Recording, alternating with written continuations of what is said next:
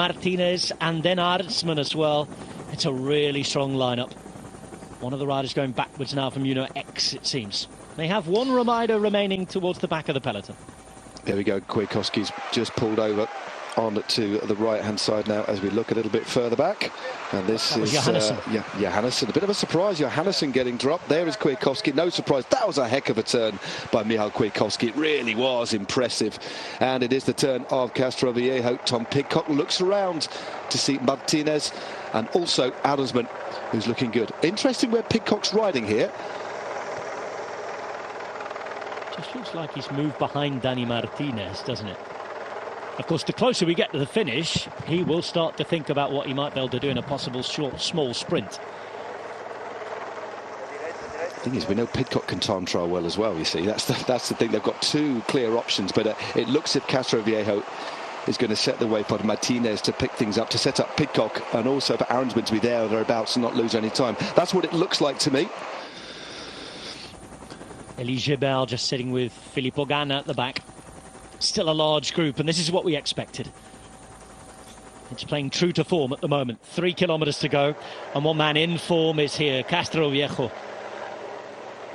The last time we had a finish like this, a sort of lead out at the top of a climb, that was in Valencia the other week, wasn't it? Theo Gegenhardt finished it off.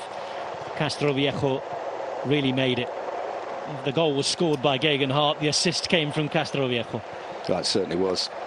You could just see, look at João Almeida just in the centre. That's slightly obscured now, sat on the wheel of Rui Costa, the two Portuguese favourites, the former world champion, the current Portuguese road race champion.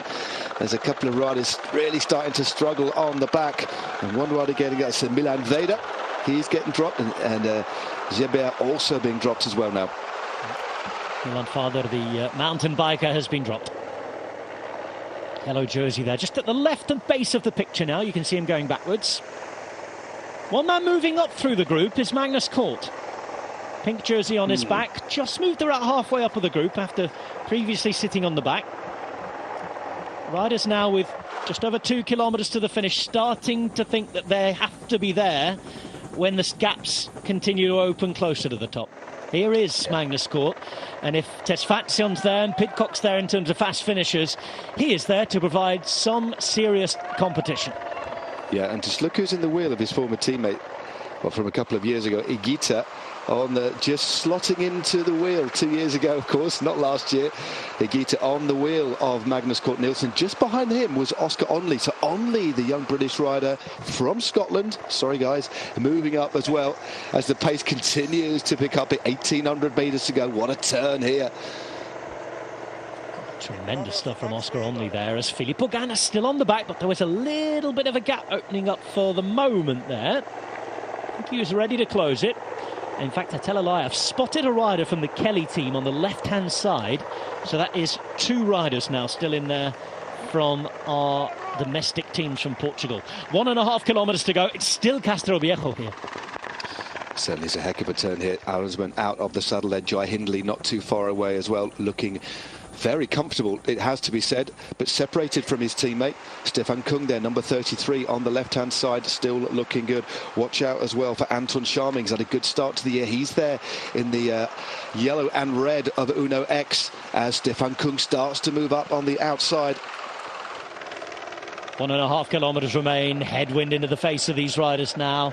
A reminder that the yellow jersey, Alexander Kristoff, has been dropped already, so we will have a brand new leader of this race. It is very likely to be the stage winner day, as Medhawi Kudus, just to the right of your picture, starts to move up and away, making sure he's right up there and following the moves. Remember, Eritrean national champion, spent time living in Portugal. He loves this place. He loves these roads. The local fans love him. He sits right on the wheel now of L'Enfant Wilder, and just behind him, Magnus Kort, the man who could be about to finish it off for his EF Education Easy Post team.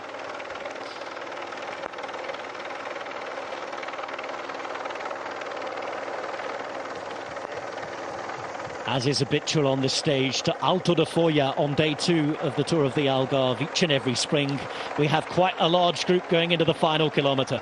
The wind is blowing a gale up here, and it is Ineos Grenadiers with 4 riders at the front, 1 at the back, and that rider at the back is Filippo Ganna, who's hanging on and waiting for the time trial at the end of the week. But here we look, and I think we'd have to expect that it will be Tom Pidcock to have a go now for that team, wouldn't it, inside the final K, once they get to what we expect to be a sprint. As the wind drops at this side, I can tell you when they come around the corner to the finish, it will be in their faces. It will indeed. No, it's a pretty small group still. This is a long pull by Jonathan Castroviejo. Danny Martinez is the rider on his wheel. Then we have Tom Pidcock. It does look like they're going to try and set up Pidcock, but as you said, it is a very complicated sprint. You can see how hard it is on the front, and they're fanning across the road, giving you that a real distinct impression that it is that headwind. And just look who's winding up on the right-hand side there. Magnus, Kort Nielsen looking now very dangerous, and Mollema too on the right. Mollema moving up and trying to see if he can get a space for Tesfazion, I think, as well. Madouas in that blue jersey. But at the moment, while this rhythm is on, it's almost impossible to launch an attack here, Matt. It is indeed. Foss moving up on the outside as well. This is where the road flattens ever so slightly. Still, it is Jonathan Castroviejo. You can just see also Rui Costa moving up on the left-hand side. They're all spreading across the road. It's going to be a very complicated late sprint here. And moving up on the right-hand side, I think this is a Bora Hansgrohe. It is Hindley with Igita on his wheel, or the other way around, I think. Or is it? Yeah. It looks as though Vandal's right up there. This Vandal is pulling at the front now. Igita's on the right-hand side following the wheels at the back of the green jersey. Hindley is in second position here at the moment. So Castroviejo done. We wait and we watch to see what Pidcock might be able to do. Just in front of him, you've got a couple of riders there as well on the left-hand side. DSM start to wind this up now with one of the 2 riders that they have in there. Groupama FDG as well. There's still this right turn to come now, and they come up towards the finish. Dylan van Wilder's following the wheels here now with 300 metres to go. It's bunched, it's ready. Who can hack the pace? You can see that Mollema is there trying to do something if he can as well on the right-hand side, bobbing left to right. On the left as we look at it, you can see that Rui Costa follows the wheel. It's Dylan van Wilder who launches through the centre. He's there for Soudal Quick-Step, but Rui Costa's on the wheel again. Jai Hindley's up there, Valentin Madouas as well, and then Nicola Conchi. Still though, it's Van Wilder going all the way to the line. Look at Jai Hindley trying to come around. Rui Costa's there as well, but it's still Dylan van Wilder, still on Van Wilder, still Van Wilder. There he is to the finish. What a ride this is, but trying to come around on the line, and I think just snatching it is Magnus Kort. Oh, yes. My word. Van Wilder was celebrating there, but Magnus Kort on the inside. We'll have to see the replay, but I feel that his wheel might have crossed the line first, Matt Stevens. Well, Magnus Kort Nielsen, we had him down as a threat, but he was nowhere. His timing was absolutely impeccable. He is like an assassin. He just bided his time. Was out of our picture. I thought he'd gone, but he did. I think he did sneak it on the inside. Van Wilder was weaving all over the road, looked like he got it, put his arm up to celebrate, as you said, but on the left-hand side, on the inside, I think we're looking at our winner. What an absolutely superb performance from Magnus Kort Nielsen. EF Education Easy Post are having an absolutely tremendous season. Look at the pink jersey here, because he's a long way off. He follows the wheel of Pidcock. We know that Kudus is up there as well on the left-hand side, teammate of Kort, but look at Kort. He goes and goes. Van Wilder's the man who launches it early. I kept repeating his name there, Matt, because he seemed to stay at the front for an age. Yeah. I wondered and waited when he would die off, but he couldn't do. It looked as though Costa, Madouas, one of those was ready to come through. Jai Hindley rode as well. Look at Nicola Conchi on the bottom right of your picture, and here, Magnus Kort's nowhere to be seen, Matt. I know, look how much ground that he makes up. Still out of us, you see what Madouas there. It looks as if it's between these two. Look at he finds that gap on the inside, sits down, starts his sprint again, and finds the shortest line. He basically cuts the corner, or he does get it. He gets it on the line, I think. It was a late lunge. Well, what a tremendous sprint. He was unsighted from us, and then he comes through on the inside. That little drift left opened the door, and look at this final stamp. Oof. From that shot, it looks like he has it, doesn't it? It looks like he has it. Well, that is going to be very tight again, but just look at how smart. 2 little sprints for the price of 1. Seated, sees the gap, goes again, stamps on the pedals with that ridiculous Christmas that he has, and finds that gap on the inside, looks across, and there's that late throw, and there it is. I don't think Van Wilder is going to get that one. The judge looked a little bit shocked as well on the inside there. Yeah, because I had good legs.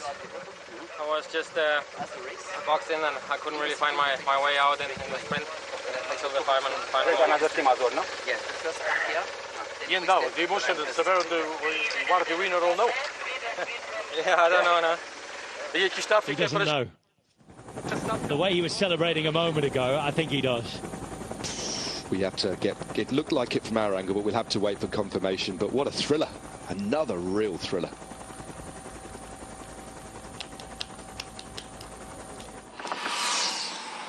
Still they roll in behind, oblivious to the action and entertainment that we're just in at the top of Alto da Foya.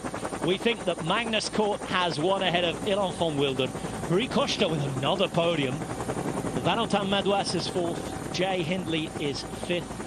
Hedegaard sixth, because there's a gap of 2 seconds that's been called. Conchi, Pidcock, Vermaak and Mollema. Cort is today's winner.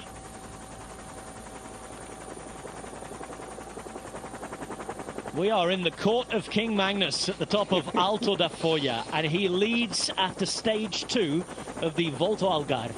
It's a 4-second lead over the brilliant Ilan van Wilden, who will feel hard done by there. But you've got to ride all the way to the line before you put your arms up. Rui Costa in third, 6 seconds. This race very much on with 3 days to go.